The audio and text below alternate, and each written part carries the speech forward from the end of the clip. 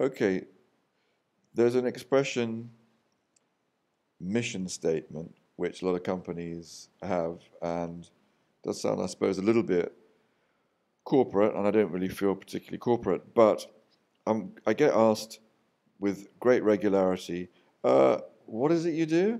People don't understand. They struggle to try and appreciate what the hell I'm up to.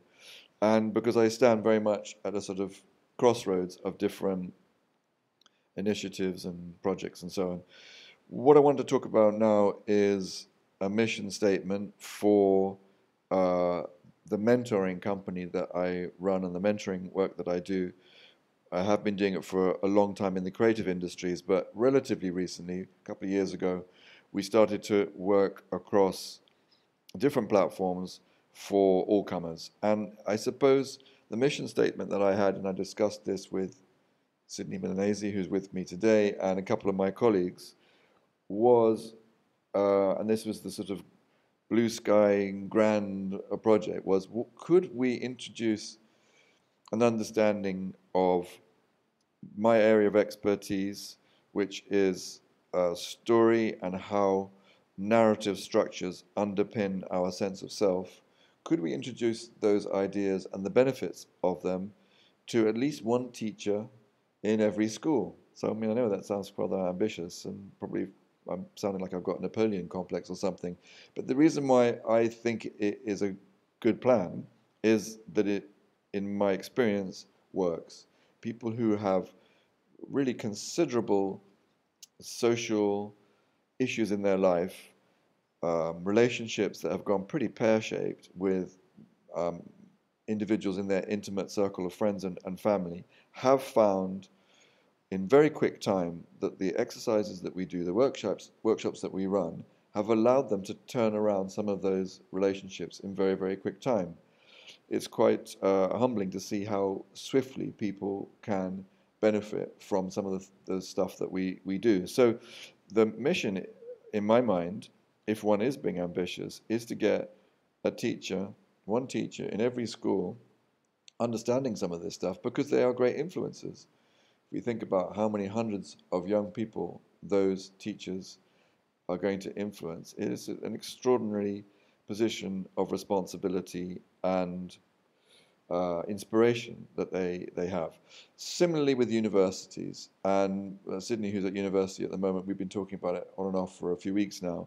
Could we uh, invite lecturers, heads of department at universities to understand the work that we do, or can we send them the work that we do in order that they, as institutions, benefit, that they, as teachers, benefit, and that the young people that they work with, the students that they work with, benefit as well. And we were trying to think about the mechanics of that.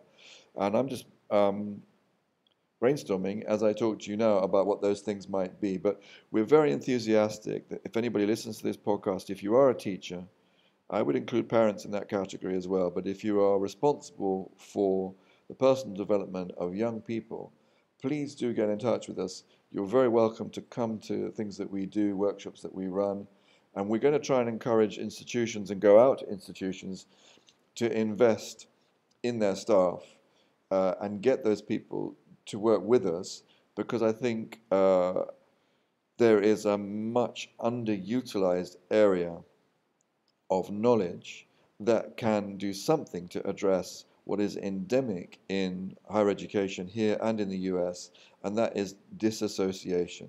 It seems to be the case that over the last 10 to 15 years, students are becoming increasingly anxious and not less.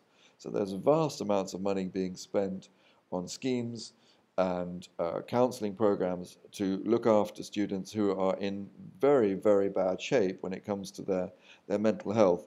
And what I think that we can do as an organization and the skills that we have is to provide preemptive mechanisms or opportunities for students to talk to themselves. This is really what we're going to, most of the expressive writing that we do and the workshops that we do are about talking to yourself. Not even, we do provide environments within which, in small groups, people can talk to each other. That is certainly fun and valuable. But we all know that if someone is in a very, very profound state of unhappiness, they often are in that state because they already have issues with a lack of support. They don't have support mechanisms in their life. The one thing that we have up our sleeve with the work that we do is that if you're literate or vaguely literate and you have a pencil and paper, you have the opportunity to address your own unhappiness in isolation.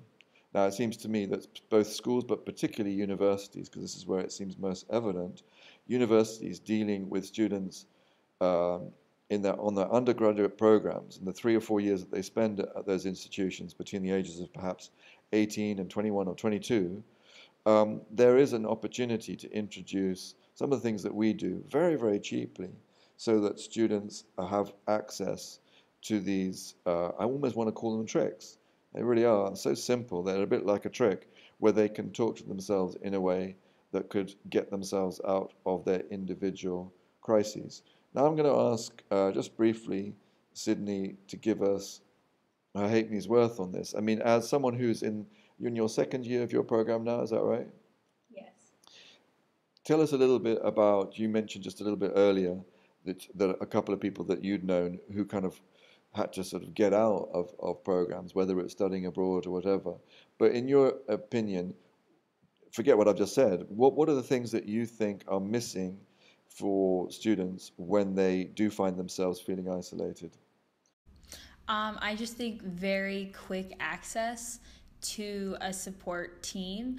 I know on certain campuses there are certain like therapists or counselors you can go to, but it does seem, and even with study abroad programs, but it does seem like, especially at certain schools, that it takes a while and you can't just get that immediate access. And especially like you're saying, if you're isolated in your support group, if you're a freshman and you haven't really made those friends that you were seeking, that's very hard. So I think it would be incredible if you had these sort of exercises that kind of get you out of your body and just kind of make you think on other things and how you can kind of reshape your own narrative.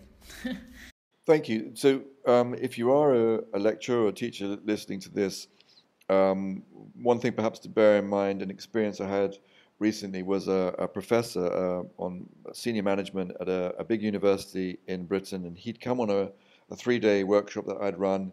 He was doing it out of his own interest and because of some things that were going on in his own life. That was the main hook. But at the end of it, he did say, uh, he felt that every undergraduate benefit from an early introduction of some of these ideas. So if you are interested in what we're doing and you want to know more, please do get in touch with us either through our website, stephen-may.com, or I'm sure if you Google me, you can find my email address. And think about, would there be a validity in providing resources? It could be a workshop, but it could simply be a website page for, I would argue this, that literally in the first week of a fresher arriving, a first year undergraduate arriving at a university or a college of further education, that it is put in front of them, look, this is a very stressful time in your life. You may well be away from home for the first time in your life. You're surrounded by strangers. We understand that it can be a highly stressful situation. Have a look at this stuff. Have a look at if this may be useful to you.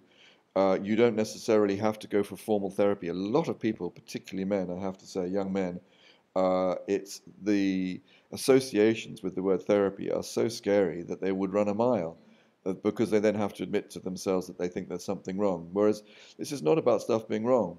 This is about enjoying the notion that you can be stronger, which is a very different spin. So have a think about it. My programs are often called You Are Your Story, and it's enjoying movies. I mean, this is another great trick that we employ is everybody loves movies, or very few people don't like movies. You can take someone who would normally not want to talk about what they perceive to be touchy-feely and way, way too fluffy, but then you can show them Fast and Furious 7, and that movie is all about brotherhood. And you can get people who are very, very suspicious of this business of personal development to engage almost instantaneously with profound issues of intimacy through movies because we're so very open to it. So, what I am often doing is using movies to allow particularly young people to segue into this area of, if you like, self-analysis. They're actually looking at themselves closely, looking at what makes them tick, looking at what upsets them, looking at the behavioral patterns that they have, the defense mechanisms that kick in an unhealthy way when they're under pressure, and helping them understand, often through movies, how they can address those issues and feel, one, less isolated, and two, learn some tools, new tools, to address their sense of anxiety, dissatisfaction, low self-esteem, and begin to make healthy steps towards being stronger. So please do check out our stuff and do write to us. Put comments beneath YouTube, send us emails, whatever. Get in touch. Thank you.